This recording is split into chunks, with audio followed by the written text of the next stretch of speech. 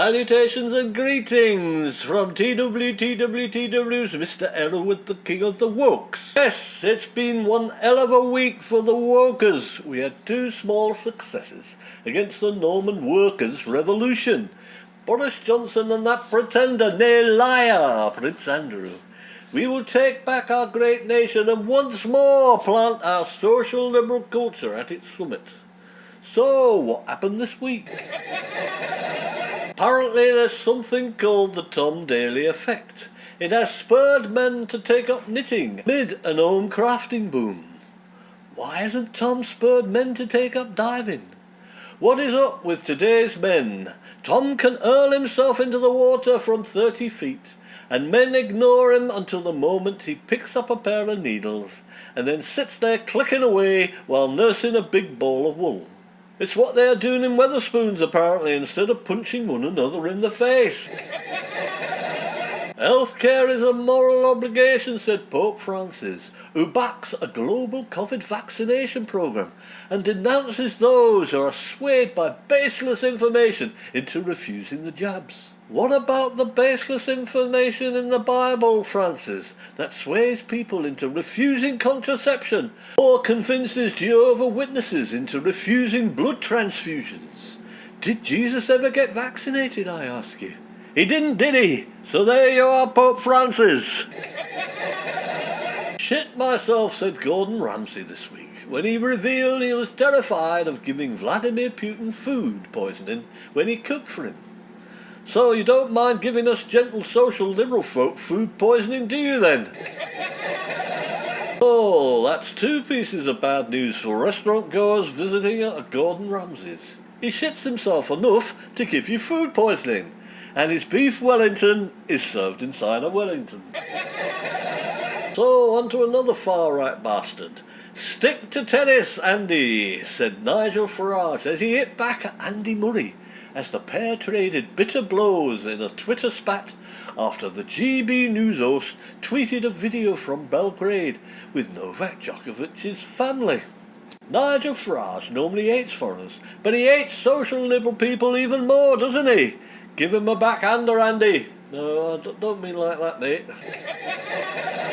This week the Express wrote that anti-vaxxers are dumb as breeze blocks. It's time we stop tolerating them. So, breeze blocks are dumb, are they? Which explains why half of Express readers are breeze blocks. But have you ever seen a breeze block with COVID, mate? Not so dumb, are they? Being fat is really in your genes. Scientists uncovered another 74 genetic mutations that could explain you're prone to obesity. It's strange, isn't it? Scientists are always finding genes that explain your bad behaviour, but never seem to find anything that's good. When was the last time they found a gene that makes you help old ladies across the road, pay your taxes, or vote Labour, Liberal or Green? They're only interested in the fatties, aren't they? But on the plus side, they found 292 genes which explain why Piers Morgan is a sociopath. Dancing on Ice star Bez's horror fall was caught on camera this week as an head smash sent his helmet flying. Well, that's another thing that poor old Bez isn't good at, isn't it? Like being able to do something useful in a band, for example. He was the Happy Mondays dancer. But bands don't have dancers, mate. You can't dance, so why the hell make him do it on ice, the poor sod? We scraped the bottom of society's barrel, haven't we, and found Bez. So there's really no point in keeping on scraping it. What do you expect to find? Oh, wait a minute, Shaun Ryder. There must be thousands of people with nice faces, talents and personalities. Give them a go on TV, you buggers. You might get people interested in watching the TV again. But you just can't stop Bez, can you? He says, I'm going to wear a melon helmet. Skate to step on, he said. Yeah. Oh yeah, but only if they can put children's stabilisers on your Bez. Oh, what about these folks, for example, in the USA? 34 people were rescued after being stuck on a floating chunk of ice for 90 minutes. And not one of them fell over and smashed their head, did they? Sign that lot up for dancing on bloody ice, can we? We heard reports from inside the Downing Street lockdown party. Tesco rosé and jokes about drones. It looks like the well-off don't really know how to party, do they? Tesco rosé at £2.99 a bottle.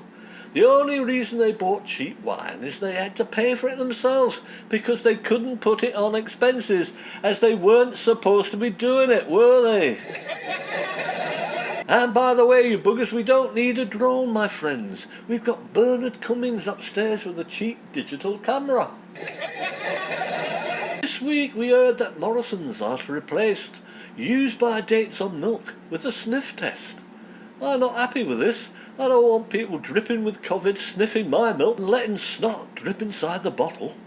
Come to think of it, it might improve the flavour. Decided to take active action, sprinkling pepper in the milk tops. That should shut the bloody arseholes out.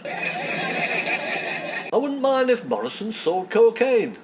They don't, do they?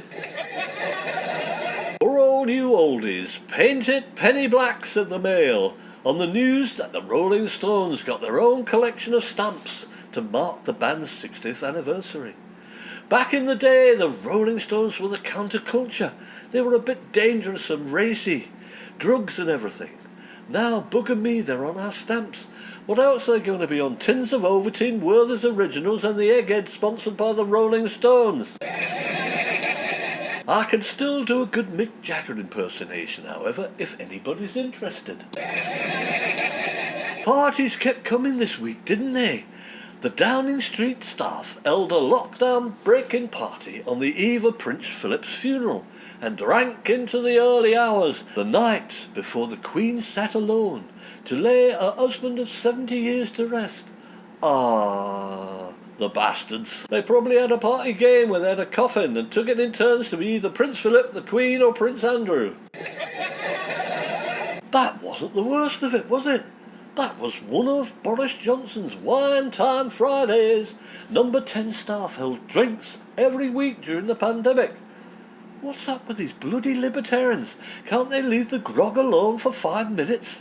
The moment your back's turned, Carrie Johnson is pouring a bottle of red down some throat or clubbing with her mates in black t-shirts. This week's fashion tip is wearing a face mask makes you more attractive to the opposite sex, a study has found.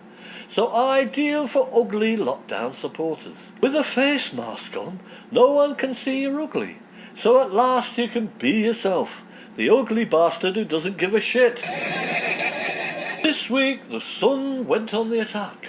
My daughter's school threatened her with detention for a month over her shoes. One of 100 pupils whose uniform didn't come up to scratch. This must be one of Britain's Taliban academies we've heard about. This week a worker climbed the BBC building and destroyed an Eric Gill statue. Neither police or BBC objected.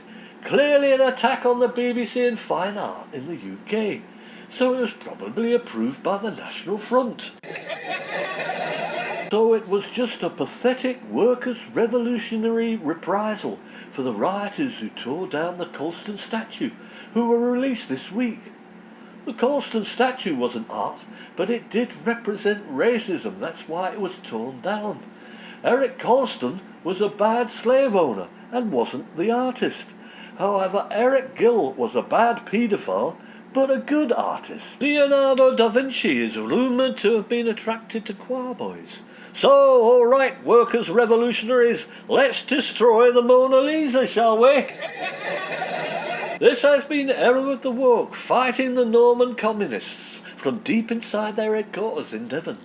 See you all next week.